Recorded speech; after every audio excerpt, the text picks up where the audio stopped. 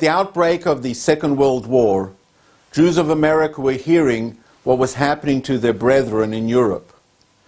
What they were hearing was so horrific that they actually tragically didn't believe them.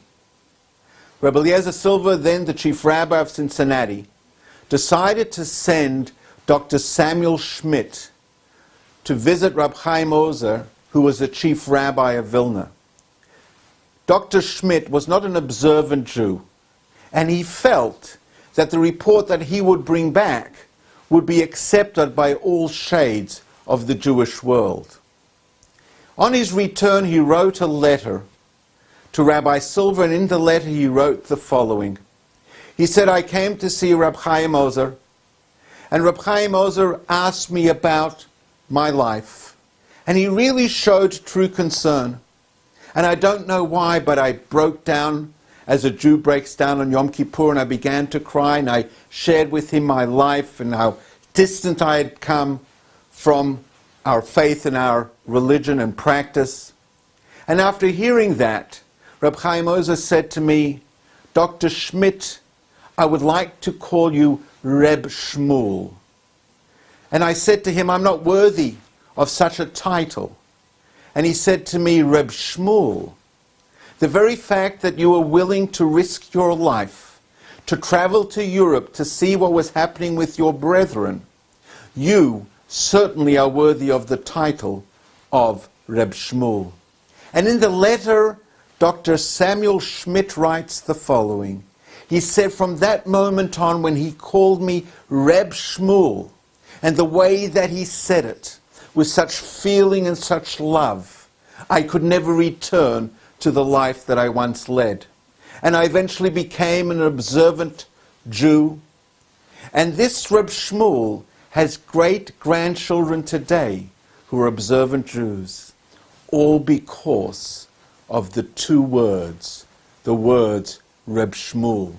I recently was witness to a most bizarre situation, some may actually say a rather scary one. I came into a room and there were 5 people sitting there, and they were actually communicating with each other, but no one was saying a word. You see, each one had their phone out and they were texting each other. You know, it reminds me of a guy who goes into a florist and he wants to buy a single rose, and the florist says, you know, we've got a special on a dozen roses. And the guy says, no, I only want one because I looked in the window as I came in and it said, say it with flowers. And I'm a man of very few words. In this week's Torah reading, Parshat Vayera, we have without a doubt one of the most dramatic scenes in all of the Bible. And that is the binding of Isaac, where God instructs Abraham to bring his son Isaac as a sacrifice. And I would like to spend a moment reflecting on the conversation that takes place, but particularly the response that Abraham gives to his son Isaac. Isaac says to his father, Avi, my father. Abraham looks at his son Isaac and he says to Isaac, Hineni, I am here. Just a few short verses before, God addresses Abraham. And Abraham responds to God and he says, Hineni, I am here. The same word that Abraham used to address God is the same word that Abraham used to address his son Isaac. In all honesty, how many of us, successful, prosperous, we believe, well-educated parents have our children approach us and they'll say dad or they'll say mum, and we'll say to them, look, come back later, we're actually too busy to talk to you now. With one single word, Abraham is perhaps giving us one of the most important lessons when it comes to parenting.